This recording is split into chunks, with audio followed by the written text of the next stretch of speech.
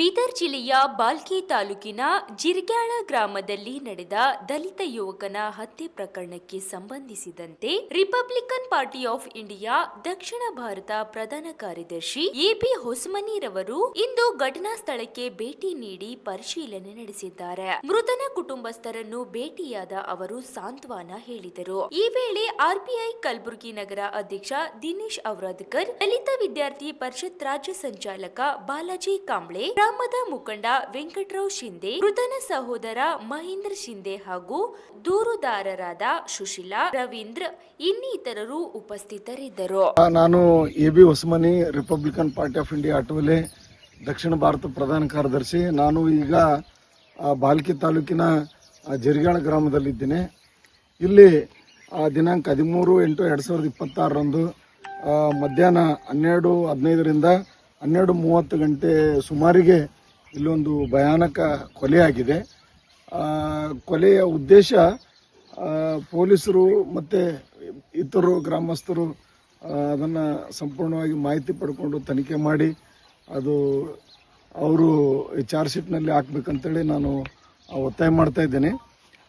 ಇಲ್ಲಿ ಗ್ರಾಮಸ್ಥರ ಒಂದು ಹೇಳಿಕೆ ಪ್ರಕಾರ ಇಲ್ಲಿ ಒಂದು ಏನು ಸರ್ಕಾರಿ ಏನು ಜಮೀನಿದೆ, ಆ ಸರ್ವೆ ನಂಬರ್ 7ರಲ್ಲಿ ಗೈರಾಣ್ ಜಮೀನಿದೆ, ಅದು 20 ಗುಂಟೆ ಜಮೀನು. ಆಮೇಲೆ ಈ ಜಮೀನಿನ ಪಕ್ಕದಲ್ಲಿ ಎಲ್ಲ SC/ST ಮನೆಗಳು ಬರ್ತವೆ. ಈ ಜನರು ಒತ್ತಾಯ ಮಾಡಿ ಅವರ ಒಂದು ಅಭಿಲಾಷೆ ಮೇರೆಗೆ ಇಲ್ಲಿ ಒಂದು ಬುದ್ಧಿವಿಹಾರ ಕಟ್ಟಬೇಕಂತೇಳಿ ಸುಮಾರು ವರ್ಷಗಳಿಂದ ಅವರು ಯೋಚನೆ ಮಾಡಿ ನಿರ್ಧಾರ ಮಾಡಿದರು. ಈ ಸರ್ಕಾರಿ ಗೈರಾಣ ಜಮೀನು ಇವರು SC ಮಂದಿ ಬಂದು ಕಬ್ಜಾ ಮಾಡಿ ಬುದ್ಧಿವಿಹಾರ ಕಟ್ತಾರಲ್ಲ ಅಂತಕ್ಕಂಥ ಉದ್ದೇಶದಿಂದ ಏನು ಮೇಲ್ಜಾತಿಯ ಜನರು ಇಲ್ಲಿ ಒಂದು ಶೆಡ್ ಹಾಕಿದ್ದಾರೆ, ಅಲ್ಲಿ ಒಂದು ಶೆಡ್ ಹಾಕಿದ್ದಾರೆ. ಈ ರೀತಿ ಶೆಡ್ ಹಾಕಿ ಇವರಿಗೆ ತೊಂದರೆ ಕೊಡಲಿಕ್ಕೆ ಇದು ಮಾಡಿದ್ದಾರೆ. ಇದರಲ್ಲಿ ಬೇರೆ ಬೇರೆ ಕೂಲಿ ಕೆಲಸ ಮಾಡೋರು, ಒಕ್ಕಲ್ತನ ಕೆಲಸ ಮಾಡೋರು ಇದ್ದಾರೆ. ಈ ಏನು ಮೃತಪಟ್ಟಂತ ರಾಜ್ಕುಮಾರ್ ಏನಿದ್ದಾನೆ, ರಾಜ್ಕುಮಾರ್ ವಿಠಲರಾವ್ ಶಿಂದೆ, ಈತ ಒಬ್ಬನೇ ಏನು ಕುರಿಗಳನ್ನು ಮೇಯಿಸ್ಕೊಂಡು ಹೊಲಕ್ಕೆ ಹೋಗ್ತಿರೋ ಸಂದರ್ಭದಲ್ಲಿ ಏನು ಮೇಲ್ಜಾತಿಯ ಒಂದು 4 ಜನರು ಆತನ ಕೈಕಾಲುಗಳನ್ನು ಮುರಿದಾಕಿ ಕೊಡ್ಲಿಯಿಂದ ಸುಮಾರು 80 ಬಾರಿ ಕಡಿದು ಕ್ರೂರವಾಗಿ ಹತ್ಯೆ ಮಾಡಿದ್ದಾರೆ.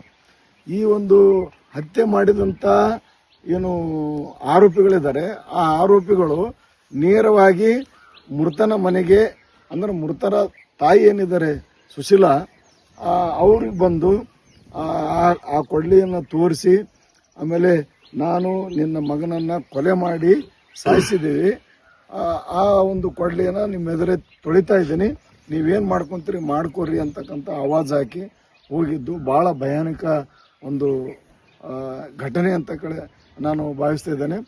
ಆಮೇಲೆ ಇಲ್ಲಿರ್ತಕ್ಕಂಥ ಪೊಲೀಸ್ ಇಲಾಖೆಯವರು ಯಾವುದೋ ಬೇರೆ ಬೇರೆ ಇವು ಕುಡಿದು ಅವ್ರಿಗೆ ಬೈದನು, ಅವ್ರು ಬಂದು ಹೊಡೆದ್ರು, ಇವೆಲ್ಲ ಕ್ಷುಲ್ಲಕ ಕಾರಣ ಹೇಳಿ ಕೇಸ್ ಹಾಳು ಮಾಡ್ತಕ್ಕಂಥ ಕೆಲಸ ಪೊಲೀಸ್ ಇಲಾಖೆಯವರು ಮಾಡ್ತಾ ಇದ್ದಾರೆ.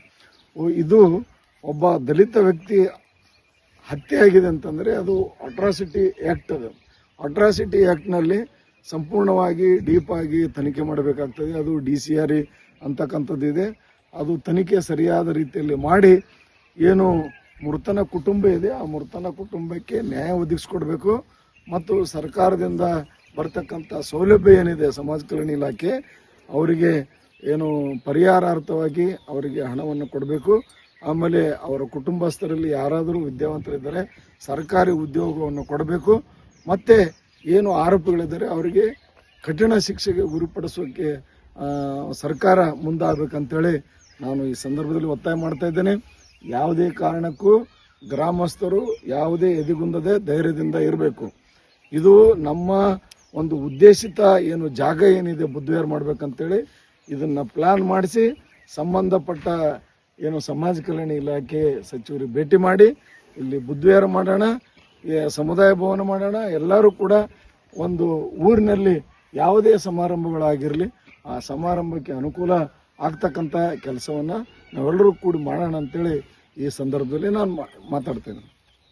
पिताजी का नाम है दत्तात्रेय बिरादर, मेरा नाम है भरत बिरादर। और हम वहाँ खेत में काम कर रहे थे। मुन्नू आके मेरे को बोल के गया, तेरे बेटे को ऐसा मार के गया बोल के, राजू को बोल के आके मेरे को धमकी दे के गया। वहाँ उनके घर को गया वहाँ से। त्या पहिले 1-6 महिन्याच्या खाली झगडा करून घेतले ते साहेब, झगडा करून घेतले. पुन्हा मग असंच एकूण एकाला तसं केलं वादावादी करून घेत जेवलो का खाल्लो का म्हणत आले, इथं घरात आली, औषध मारलो का म्हणलं, जेवलो का म्हटलं. आम्ही जेवलो, आता बोलला चांगलं, पण आम्ही त्याला चांगलं बोललो. आमच्या पोटात का पापायानं मारतंय म्हणायचं. बोलून सनी गेलं घरला आपल्या निघून. घरला जाताच की तिथं शेतामध्ये गेलं, शेतामध्ये जाऊन मारापोटी करायला तर माझं लेकरू फोन केलं आणि महेंद्रला वाट लावून द्या का बरं फोन केलाच रे म्हटले. मला मारायला तर महेंद्रला ये म्हणून म्हटलं. म्हणताच घ्यायला मी हुडकीत जाऊ का ना, त्यांनी मर्डर करून आले. आता मर्डर करून येऊन मग पुन्हा कुराड देऊ लागलाय. कुराड देऊन सनी मी म्हटलं का केलं तर रे फाड्या, माझं लेकरू तुझं का वाटोळा केलं का, तुझं काही केलं तर म्हटले. जा मारला बघ, का करून घेतेस घे जा, म्या करायचा मी करतो, तू करायचा तू कर म्हटलं मी.